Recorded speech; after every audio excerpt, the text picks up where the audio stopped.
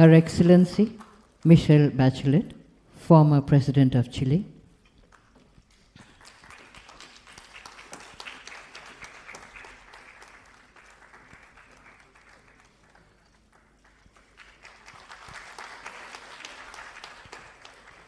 Shri Shiv Shankar Menon, Chairman, Indira Gandhi Prize Jury,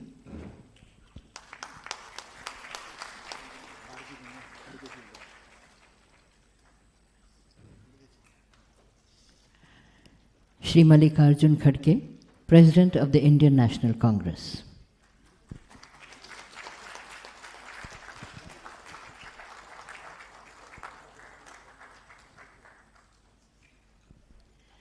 We begin with the welcome address by Shri Shiv Shankar Menon, Chairman, Indira Gandhi Prize Jury.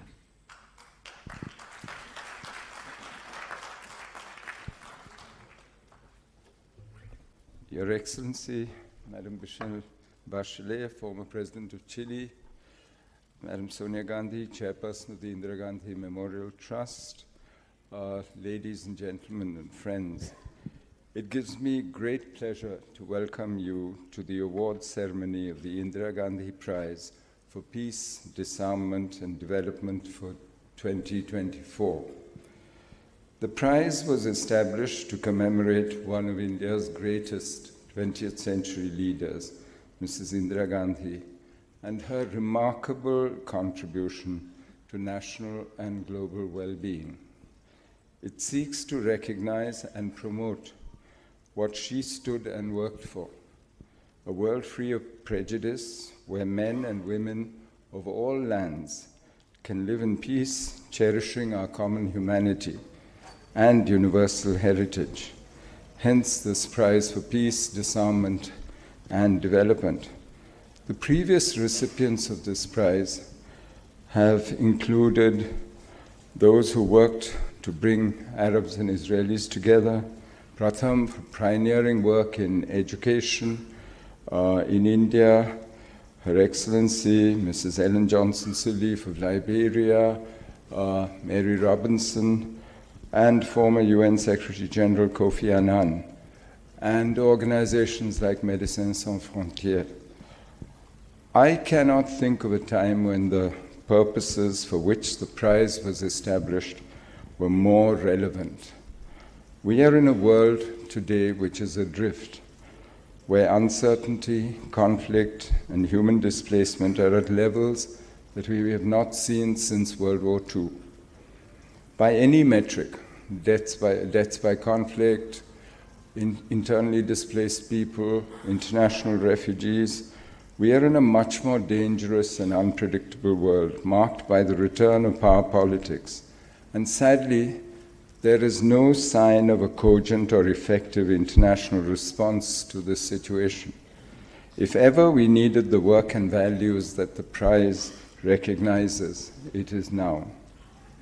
And that is why we are gathered here today, because Madame Michelle Bachelet is the awardee of the Indira Gandhi Prize for 2024. There could not be a more fitting awardee. And let me count some of the ways, just some.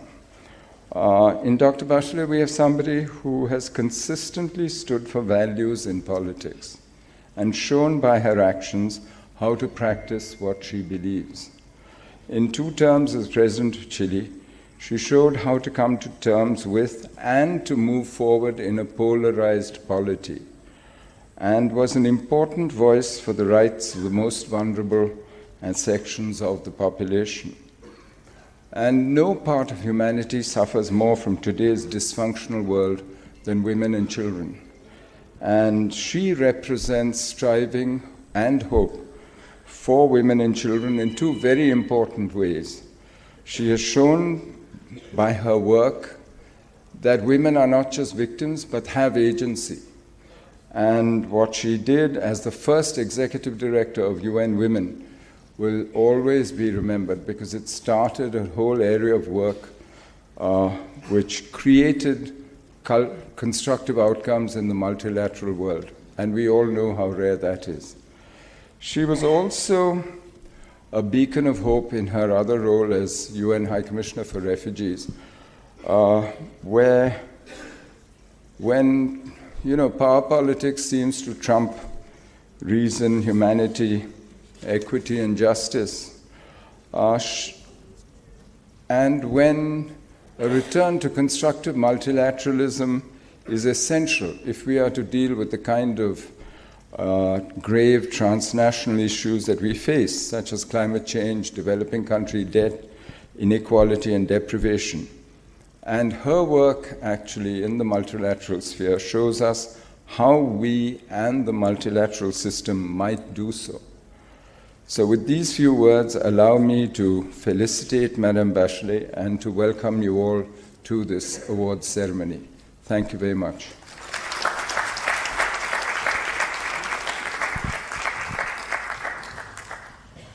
I will now read out the citation, first in Hindi, then in English. Indira Gandhi स्मारक न्यास का अंतर्राष्ट्रीय निर्णायक मंडल कठिन परिस्थितियों में भी शांति, लैंगिक समानता, मानवाधिकार, लोकतंत्र और विकास हेतु अपने दृढ़तापूर्ण प्रयासों द्वारा विश्व भर की महिलाओं और पुरुषों के लिए उदाहरण स्थापित करने, प्रेरणा बनने और चिली के साथ भारत के संबंधों में उनके योगदान के लिए महामहिम मिशेल बैचलेट को शांति, निरस्त्रीकरण और विकास के लिए वर्ष 2024 का इंदिरा गांधी पुरस्कार प्रदान करता है। श्रीमती सोनिया गांधी, अध्यक्षा, इंदिरा गांधी स्मारक न्यास पुरस्कार प्रदान करेंगी। The International Jury of the Indira Gandhi Memorial Trust has awarded the 2024 Indira Gandhi Prize for Peace, Disarmament and Development to Her Excellency Michelle Bachelet for the example and inspiration that she is to women and men around the world of steadfastly striving for peace, gender equality, human rights, democracy and development in difficult circumstances, and her contributions to India's relations with Chile. Award is being presented by Srimati Sonia Gandhi, Chairperson, Indira Gandhi Memorial Trust. Her Excellency, Michelle Bachelet.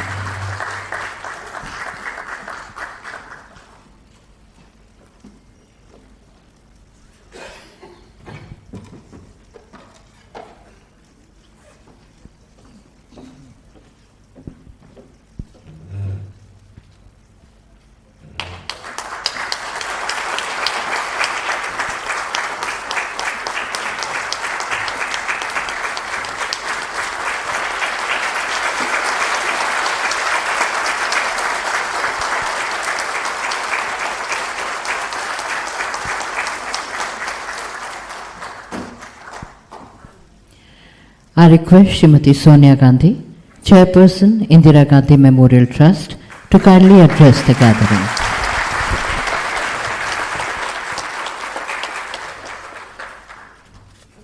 Your Excellency, Madame Michelle Bachelet, former President of Chile, Shri Mallikarjun Kharge ji, Shri Shivshankar Menon, Chairperson of the jury for the Indira Gandhi Prize for Peace, Disarmament and Development, members of the jury, distinguished guests.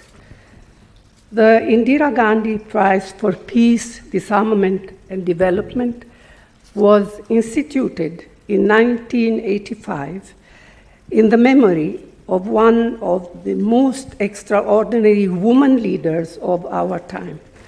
The award commemorates Indira Gandhi's monumental contributions by celebrating women, men, and institutions that have worked towards social development, peace, sustainability, and numerous other causes. It reminds us that even in times of strife, there are those who fight for progress, justice, and the well-being of humankind. As India's first and only woman Prime Minister of India, Indira Gandhi reshaped our country with her policies dedicated to ameliorating poverty, deprivation, conflict, and inequality. She once said, and I quote, "Peace we want because there is another war to fight against poverty, disease, and ignorance." Her work reflected these beliefs that everyone has the right to live without oppression, prejudice, poverty, and violence. The breadth and depth of her accomplishment continue to be recalled and admired in India and across the world. As a leader with a compassionate heart, a deep love for her people, a fierce commitment to human rights, and an unflinching faith in nonviolence, her legacy continues to inspire countless people. Today, I feel privileged to be able to say a few words on the life of another extraordinary, inspiring leader whom we are honoring. Former President Michelle Bachelet has seen at first hand loss, oppression, torture, and exile in her early years.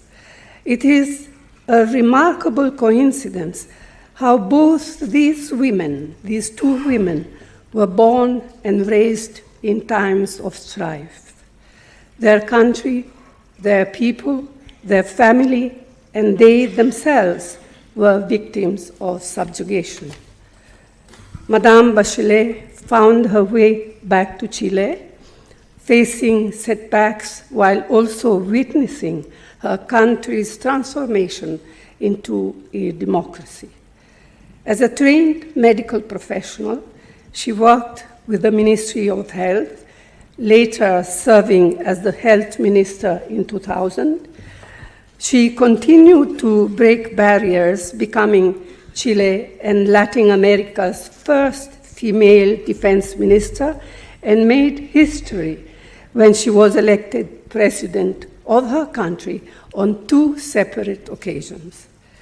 As Shri Menon has just said, Madame Bachelet's influence extended far beyond the borders of Chile and Latin America, when she was appointed as the first director of UN Women Agency in 2010, and later as United Nations High Commissioner for Human Rights.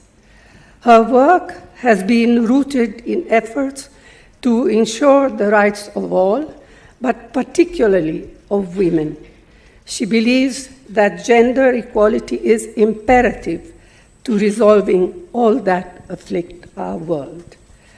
She has said, and I quote, "We simply can no longer afford to deny the full potential of 1/2 of our population. The world needs to tap into the talent and wisdom of women, whether the issue of food security, economic recovery, health, or peace and security. The participation of women is needed now more than ever." Unquote. As president, she reformed her country's healthcare system by improving access to primary care facilities, targeting her government's policies towards vulnerable sections such as victims of sexual abuse, promoting their rights to good health and well-being. She was also responsible for improving the conditions and treatment of women in the military and the police force. Her far-reaching tax reforms resulted in more inclusive pension schemes and social protection programs for women and children, and the adoption of quotas to increase women's political participation. Legislations introduced by her government have done much to promote equality, rights, and freedom to all. So it is indeed an honor for the Indira Gandhi Memorial Trust to confer the Indira Gandhi Prize for Peace, Disarmament and Development 2024 on President Michelle Bachelet, who epitomizes the very essence of Indira Gandhi's life and work. And it is now for all of us here to look forward to hearing Madame Bachelet, and it is with great, great pleasure that I invite her to address us. Thank you.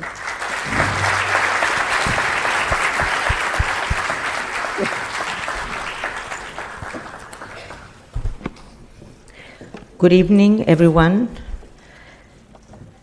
Ms. Sonia Gandhi, Chair of the Indira Gandhi Memorial Trust, Shri Shiv Shankar Menon, Chairman of the International Tribunal or Jury, distinguished members of the Indira Gandhi Memorial Trust, Excellencies, distinguished guests, dear friends.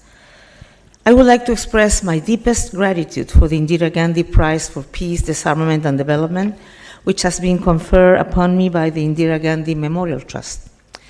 I wish to extend my special thanks to all of those who are part of this trust, as well as to the members of the Indira Gandhi's family. I am profoundly honored by this distinction. Before I continue, I cannot fail to acknowledge the tragic attack that struck this city last week, claiming 9 lives and injuring many others. My deepest condolences go to the families who have lost loved ones, and my heartfelt wishes for the recovery of all those who were wounded. We know that violence is never the way. Peace, one of Indira Gandhi's deepest convictions, must always guide us forward. And yet, even in moments of sorrow, the spirit, the resilience of this nation shine through. It is a true privilege to be once again in India, a country of extraordinary cultural richness, profound history, and vibrant diversity. Standing here, one cannot help but feel the weight and beauty of this land, where ancient civilization gave birth to philosophy, science, and art that still illuminate the world today. This is a country where tradition and modernity walk hand in hand, where the past speaks through every stone and hope shines in every face. From its timeless wisdom to its modern achievements, India has always been a source of inspiration for the world. The generosity, wisdom, and vitality of the Indian people are a living testament to the strength of community and the power of shared purpose. I recall my first visit here in 2009, when Prime Minister was Prime Minister Singh, and in that occasion I have the joy to meet you, Madam Gandhi. I came because it was the 60th anniversary of the establishment of bilateral relationships between our two countries when I was serving in my first term as President of Chile. The warmth and hospitality we received left a lasting impression. 2 years earlier, in 2007, our nations had signed the Preferential Trade Agreement, which helped strengthen our partnership and sustain growth even amid one of the most severe global economic crises in modern times. Today, I wish to pay tribute to the remarkable life and legacy of Indira Gandhi, a visionary woman and a tremendous source of inspiration for so many people around the world. Her legacy, one that sought to enlarge freedom of humankind while pursuing peace, justice, and progress, remains more alive than ever. The Indira Gandhi Memorial Trust, committed to carrying forward the work she began and to supporting the causes she held dear, continues to honor her vision. She believed that nations could prosper only if they live in harmony with one another. This belief feels even more urgent in today's fragmented world, as Mr. Menon was remembering us, marked by multiple conflicts and with challenges that no nations can solve alone. And one of these challenges is the triple planetary crisis of climate change, pollution, and biodiversity loss. Let us not forget that Indira Gandhi was among the first world leaders to recognize that the future of humanity depends on our relationship with nature and on our duty to protect the environment. This truth remains more compelling and urgent than ever. One of the very causes that deeply move Indira Gandhi is also what inspired me to enter into politics, to improve the welfare of the people. Early in my life, I realized that people's well-being is intrinsically linked to the respect for human rights. Peace and progress are inseparable from human dignity, and without human rights, the full development of our potential as human beings becomes impossible. I have witnessed this throughout my life, in my roles as Minister of Health, as Minister of Defense, as President of Chile, as Executive Director of UN Women, and High Commissioner for Human Rights. The defense of human rights never ends. We must always safeguard the essential freedoms of all people. As Indira Gandhi once said, and I will quote, "Peace, like freedom and progress, is indivisible. If freedom is crushed anywhere, it does diminish the freedom of all others." End of quote. Her words resonate deeply today, reminding us that we must continue to defend human rights everywhere and always. It is precisely for this reason that the struggle for human rights is inseparable from the defense of democracy. Though not perfect, democracy remains the best system we have built. Yet democracies must deliver. They must respond to the urgent needs of their people. Otherwise, they risk becoming irrelevant and losing their very meaning. Peace has also been one of my lifelong commitments. I have always upheld an unwavering commitment to peace, global security, and nuclear disarmament. The threat posed by nuclear weapons remains among the most pressing concerns of our time. Their existence continues to endanger not only our generation, but those yet to come. Therefore, we must redouble our collective efforts to move forward toward a world free of nuclear weapons. We cannot forget the horrific humanitarian consequences of their use, nor their incompatibility between their possession and use with international humanitarian law and the international human rights system. Another of my lifelong struggles has been the fight for gender equality. In 2012, while serving as Executive Director of UN Women, I was here in Delhi participating in the 7th Conference of Women Speakers of Parliament, organized by the Inter-Parliamentarian Union, where we work alongside leaders committed to advancing equality between women and men, girls and boys, within families, in societies, and in parliaments across all nations. Because women represent half of the world's talent, capacity, and potential, and deserve the same rights and opportunities as men. When I was at the UN, I was so surprised to read the resolutions where they speak about the minorities, and they put women and children. And in my country, women, we are even a majority. We are like 52% of the population, and in many countries happen the same. So it was like more seeing women as second kind of citizens, that they would consider minorities. But we're not minorities. In the world, we're at least 50%. So when we don't give women all the rights and opportunity, we're losing this capacity, that potential that will help progress the world. Well, we have made progress in this struggle. There's still a long road ahead. Today, women hold only 27% of parliamentary seats and 30% of managerial positions. At this pace, equality in leadership will take another 100 years. Far too long to wait for what is rightful. Our collective efforts to break barriers to end gender discrimination and to open new spaces for all women must continue stronger than ever. We cannot simply wait for change to come. As Indira Gandhi wisely said, and I quote, "In life, opportunities are not given, they are made and taken." End of quote. So it is up to all of us to continue creating opportunities for the girls and women of today and tomorrow.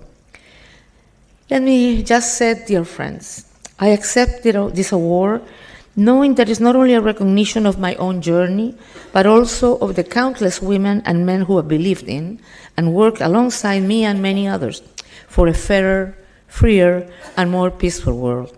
We know that such a world is within our reach if we dare to build it together. To be honest, sometimes when I look at the world today, I feel not so optimistic.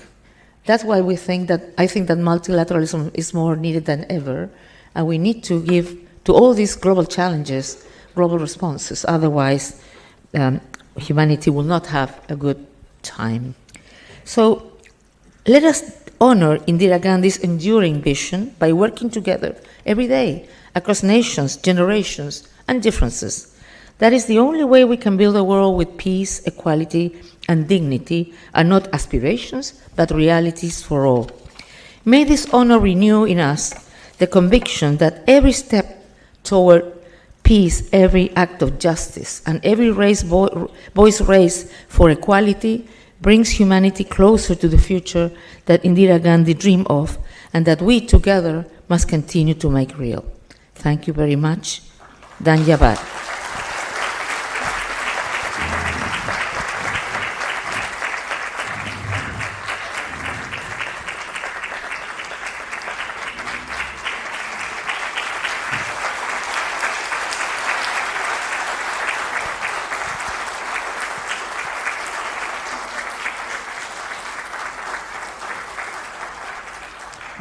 Thank you. We now conclude the award presentation ceremony of the Indira Gandhi Prize for Peace, Disarmament and Development for the year 2024. You are requested to join us for high tea. I request you to kindly take the door right behind you in the center for high tea.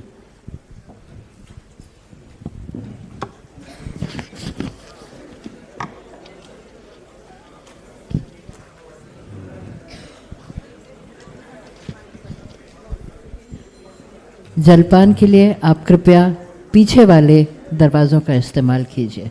धन्यवाद।